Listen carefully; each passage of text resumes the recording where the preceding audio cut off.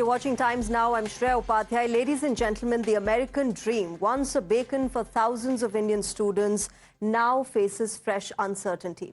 With the Trump administration's latest visa clampdown, what once seemed like a clear path to American campuses is now clouded by delays, screenings, and policy shifts. Student visa interviews have been put on hold as Washington prepares to expand social media vetting. The U.S. has frozen all new student visa interview appointments. Now, this decision, remember, comes as part of an expanded push to tighten social media screening and vetting procedures for incoming students. U.S. Secretary of State Marco Rubio has confirmed that consular sections have been instructed not to schedule any new visa interviews until updated guidance is issued. A comprehensive review of student visa protocols is currently underway, and it is expected to conclude soon. But this temporary pause, remember, which is effective immediately, is raising serious concerns for Indian aspirants, who, remember, make up one of the largest groups of international students headed to the U.S. every year. Not only this, foreign students in U.S. are being reminded of the serious consequences of violating visa terms. The U.S. Embassy in India has issued a statement saying that student visa may be at risk if you skip classes, drop out without informing your school, or leave your academic program midway. Any such action could result in visa revocation and impact your eligibility for future U.S. visas. To avoid complications, they say, students are urged to strictly follow the conditions of their visa, remain enrolled full-time, and maintain active student status throughout their academic journey. But the implications, remember, will be huge for Indian students. And here's why: because numbers matter. Indian students in US, remember, as you can see behind me, have been increasing through the years. The last one year in 2023 to 24 was the highest number, 3,31,602. Before that, it was 2,68,923. It was only during the COVID years that the number sort of was not as high as perhaps the successive years. But this, this entire number in statistics shows how Indian students comprise one of the largest groups of students in America. And there has been an upward trend, as numbers suggest, in US. Back in 2021-22, this number stood at 1,99,182, and that rose to 2,68,293, which is a very significant 35% rise. So clearly that number of students, remember, that are going from India to the US for higher education have been increasing. But now a cloud of uncertainty looms over thousands of Indian students aspiring to study in the United States of America as the visa process faces fresh delays, from slowed down appointments to an increasing backlog at Indian consulates. The recent pause on student visa interviews amid expanded social media vetting has begun to strain the system as well. For many, this means risks to academic timelines, deferred dreams, and anxiety over whether they'll make it to campus in time. And the impact is clear. Indian students, who form the largest international student group in the US, now find themselves at the center of growing logistical as well as policy challenges. Let's decode this for you on Times Now this evening. I'm joined by Zulfikar Menon. He is an alumni of the Harvard Law School Executive Education Program. Vinesh Menon, Director General and CEO. Arise is also joining us, as well as David Sofair, Republican strategist, is joining us. Right now, of course, I'm joined by Zulfikar. Zulfikar Menon, can I understand from you first how you see this? As somebody who studied in the United States of America, how do you see this impacting Indian students? There are very serious concerns, and obviously it has put the future of Indian students in jeopardy. Well, of course, as what you've said, it's absolutely clear that there is a lot of uncertainty on the students at this point of time. But I think that this uncertainty is very short-lived. See, if you see the trend set by President Trump, he has been creating shockers all over the world by steering disruption in practically every industry, and then somehow forging some kind of an arrangement which settles the issue. I mean, this to me seems like any other issue. From what we have learned now, President Trump has ordered redirecting or freezing almost $3 billion of grant money to Harvard. I feel this is probably a very reckless decision, and more importantly, to stop enrolling foreign students is very, very unfair, more particularly because it concerns a lot of Indian students as well. Yeah. And it is a clear violation of the US Constitution and the prevailing federal legal system. But is it, Vinesh Menon, I want to get you into this conversation, is it a violation of the American Constitution? Because the host country decides, who comes in, and if you're violating visa terms, which are very clearly written when you're given that visa, when you're granted the visa of the US, and if you are found violating them, then the host country does reserve the right to send you back home. Yeah, this could be contentious and it can be debatable. I really wouldn't want to comment on the local laws of a country, right? I mean, we could have our own laws, and then if someone questions us, then I don't think anyone would have the right to question on our internal laws. But now let's look at it from the US angle otherwise. The fact is that US is going to lose about $10 billion of revenue, which they get from the Indian students, or the overall $100 billion of revenue that they get from higher education. Nearly $10 billion comes from the US, from India. Clearly, the brain drain of India is a big plus for the US, especially in areas of AI and cybersecurity and biotech, etc. So I think from that perspective, I think they're going to be, definitely relooking at this, as Mr. Zulfikar mentioned. But from a point of view of whether they should or they should not do it, I don't think sitting out here in India, we can give that comment on their behalf. Sure, I think it's also just the fact that sorry, just one second. Yeah, Just a go small ahead. correction here. What you just mentioned, that there is a difference between when we talk about the violation of the US Constitution. What I want to say is that there is a difference between enrolling new students and asking the universities to stop enrolling any further students. And what you just mentioned rightly, that if a person is granted a visa and if he's allowed to come and study in a university in the US, and if he misbehaves or if there is certain activity which is violative to his terms and conditions, fair enough, he should be asked to leave. That's fine. But what President Trump has right now done has put an embargo on adding new students into the university, which I thought is a complete abuse of law. Okay. Can I also then understand from you, Zulfikar Menon, as Vinesh mentioned, that there's a certain amount of revenue, perhaps $44 billion annually, that foreign students contribute to American economy. There are lots of jobs, around 380,000 jobs that are generated out of international students. That revenue loss, of course, is a concern. Another big loss is the fact that foreign students bring in a lot of skill that perhaps American locals do not have at the moment. And that is something that Donald Trump administration should be thinking about, whether it's, STEM or AI. You've got a lot of skills coming in from foreign students, especially Indian students. How does that figure out then? But at this point of time, I don't think President Trump is really concerned about revenue. I think the number one priority for him is national interest, according to what he feels, that, he doesn't want any such activity which is against national interest or causing harm to any particular community in terms of any protest. Now, if you see this incident, like barring a few incidents of students voicing their extreme activism, which I feel can be easily filtered, if you see that.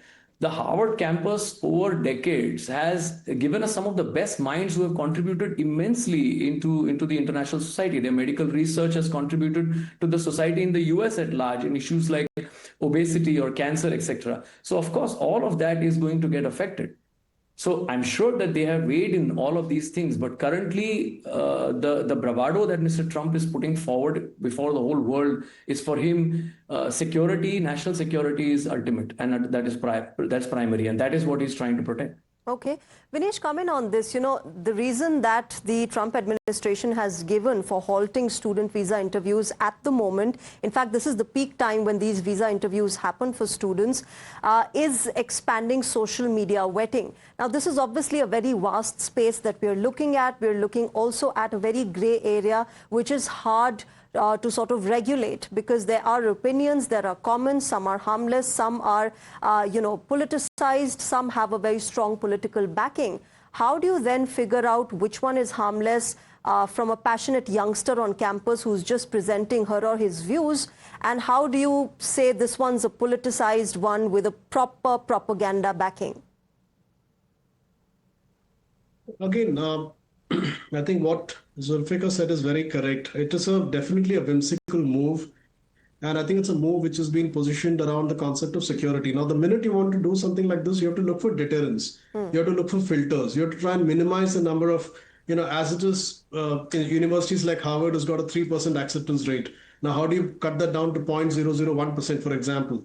Kick off at the source. And at the source, you try and bring in further filters and further deterrence. And one such filter is the social media. And let's face it, today, social media becomes probably a very high optic platform for people to understand personalities of different folks who are operating it, right? I mean, social media does give some kind of an indication on various counts. Sure. Even within the country, areas like mind health, mental wellness, all this is also attributed to the way you post on social media. So clearly, what I think, I'm not going to get into how you differentiate between somebody who is politicized or apoliticized through the social media platform. But I think the method or the mechanism which has been used is simply to further filter and bring in those deterrents and attempt to see how to try and minimize the number of applications that come into the US. And social media is a great way to do it because you actually can try and, through that platform, cut out A and allow B to come in. Okay. David Sofair is with us. He's joining us from United States. He's a Republican strategist. Let's understand from him the reasoning behind this move. David, good evening. First I want to understand from you this entire social media vetting reasoning, because the argument that's given is that perhaps this is a convenient way for Donald Trump to not let anybody who's against his policies and views and vision to not enter the United States of America. Well, it doesn't really have to do with anti-Trump rhetoric. What it has to do with is hate speech and other forms of speech, which has been a theme that has been promoted on college campuses recently. So when you apply for a job or a visa, there are vettings that we are doing to make America safe again. So the administration is looking forward to making the immigration process safe and legal again as we combat all kinds of crises that are happening on college campuses. One of those are, we have everything from spies on campus to radical hate speech there as well. So the administration is making college campuses safe again, and the immigration process fair to Americans again. So, to all the college students out there as well, when you go and apply for a job, they're going to be vetting your social media in a very, very big way.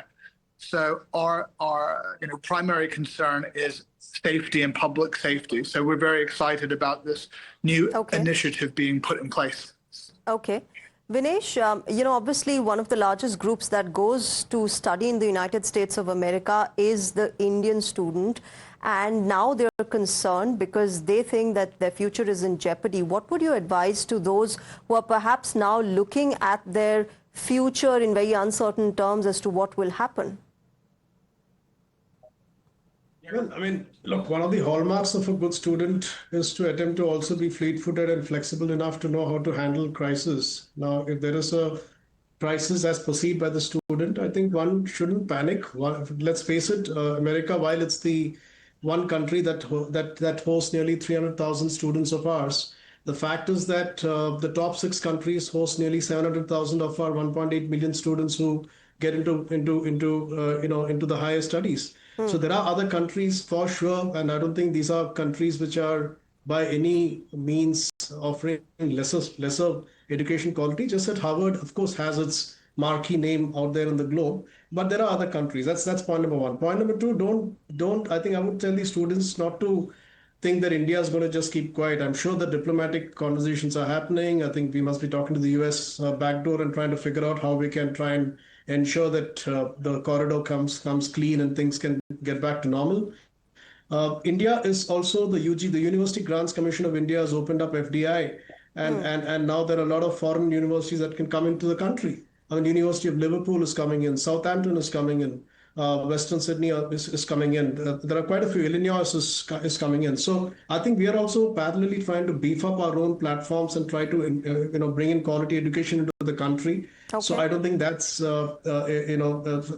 that's again something that the students can look forward to. Yes, I think the concern would be as we talk, if there are students who are right now applied for visas, who are about to make their plans to go to the US, who have already prepared, because remember, Yeah. someone who wants to get into Harvard has started doing their preparation and their aspirations have started from grade 9, Yes. could be even grade 7, grade 8. Yeah. And that's nearly 5 years of building up your aspirations to go to a gold-plated universities like Harvard. And there are just about 700 students from who typically make it into from India. So I think there it's sad because you build up something, you build up your aspirations, you're almost there, and then you suddenly see this coming in, Yeah. and that probably can set you back. But overall, from a macro perspective, relative to the number of students who get into higher education from India in terms of sheer numbers, I think there is really not much that we need to worry about.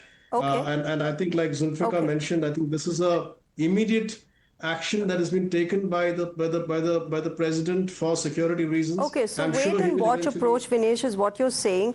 And of course, keep your options open. But before I wrap up, I want to quickly take an answer from David Sofair. David, are there no concerns by the Trump administration in the United States of America that perhaps you're going to be losing out on a lot of students who then might consider other countries for their higher education, the loss of revenue that comes in with it, as does the loss of skill? So I really don't see this being a sweeping thing that's going to affect, thousands and thousands of students, because, most students come in with good intentions and, hardworking and are qualified for where they apply to. So if this weeds out, a few hundred students that are in the wrong place, that are promoting hate speech, that are there to, to disrupt college campuses and to go on with a anti-American agenda or initiative, so be it. I think it's a good thing, for America and for the universities itself as well. So I'd look at this as a positive barrier, not a negative one, because we are making America secure again and safe again. So this is part of that initiative, which we're very excited about. Okay, let's see how safe America does become after this move. But I'll leave it here. Thank you very much, David Sofair, Vinesh Memon and Zulfikar Memon for joining us and sharing your perspective on Times Now. Ladies and gentlemen, with that, we're slipping into a short break. News and updates continue on the other side.